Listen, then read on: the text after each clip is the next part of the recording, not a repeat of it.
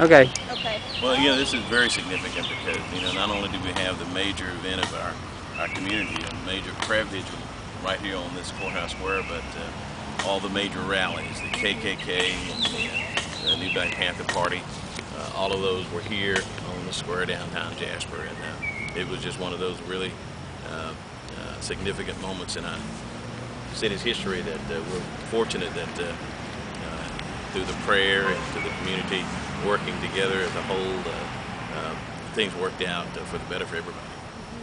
Okay, can you explain some of the renovations that have been made since that time? The gazebo has been torn down and rebuilt.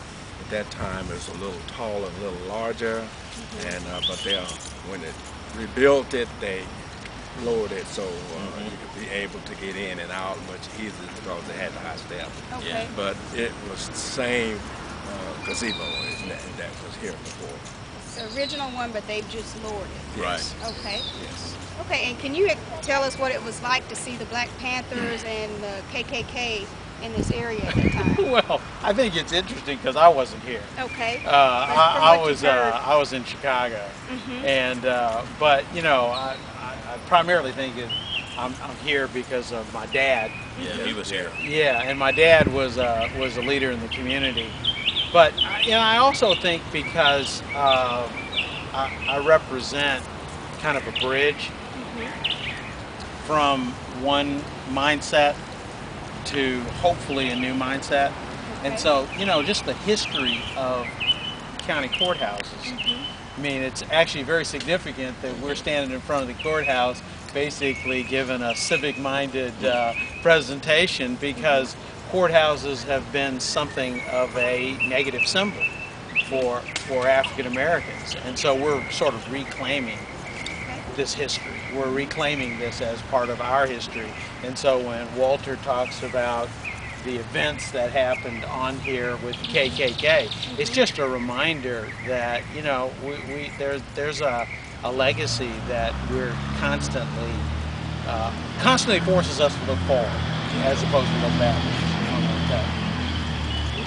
I think that hit the nail on the head, and the nation as a whole is still facing with the issue of race. The first African American president in the history of our nation. Very significant event, but there's still a lot of people who have a lot of issues with that. And since that time, you have the development of parties, tea parties, and other groups that may be trying to take us back. And so I think that it's significant that the historical event that happened in this community showed a community that really came together in a way that was very unusual for the South, and especially in Texas South. So we had a success story in Jasper with the community coming together, and it was very positive from the standpoint of the outcome of the trials. Justice was served. The family, the Byrd family, saw justice served, and the community did, both black and white.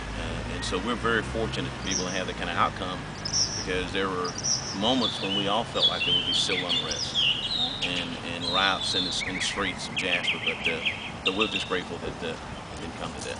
Okay. And I think you guys have attributed a lot of that to the family being so peaceful and saying that we don't want any violence. Well, I think, when you talk about, Walter talks about justice being served, I think it was really set up long before that. I mean, you had Mayor Horn, you had Walter, you had folks like my dad who were here. The thing about it is that justice was served. I always challenge people to answer one question, which is, where in the history of this country over the past 100 years has a jury that's been majority white sentenced two white men to death for the murder of a black man, regardless of what you might have thought about that person or the value that you assign to that person? They were a human being, and they were sentenced to death. And I think that you would struggle, go Google it, to find a precedence where that happened. And that's happened because of these two who basically said, we need to do the right thing. Right. Yeah. Okay. I went to a meeting in D.C., a hate crime meeting, and the situation that was going on here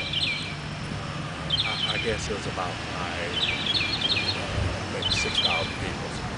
They want to know only one thing: how do y'all handle the situation? And I think that we at Jasper, citizens and the people here, led the way in how to handle the situation, because the first thing was brought up, the burning in California and other things. How do we keep our town from burning up? Well, because we asked, said, we need this, we need that. We don't want this, don't want that. And I think this will happen. I think that's a good summary of it. Okay.